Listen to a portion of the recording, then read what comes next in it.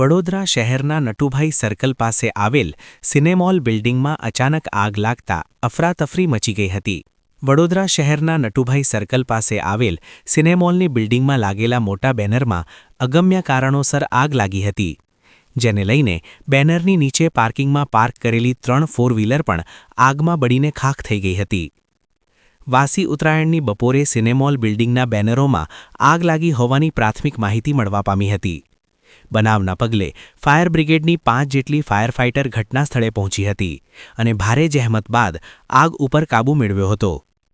વડોદરા શહેરના નટુભાઈ સર્કલ પાસે આવેલ સિનેમોલ બિલ્ડિંગમાં અચાનક આગ લાગતા આગના બનાવના પગલે પોલીસ વિભાગના ઉચ્ચ અધિકારીઓ ઘટના સ્થળે પહોંચ્યા હતા।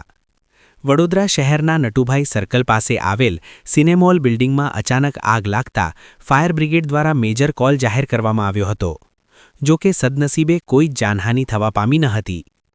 વડોદરા શહેરના નટુભાઈ સર્કલ પાસે આવેલ સિનેમોલ બિલ્ડિંગમાં અચાનક આગ લાગતા અને તેની બાજુમાં ભારત પેટ્રોલ પંપ તંત્ર દ્વારા બંધ કરવામાં આવ્યો હતો, જેથી મોટી જાનહાનિ થતા રહી ગઈ હતી।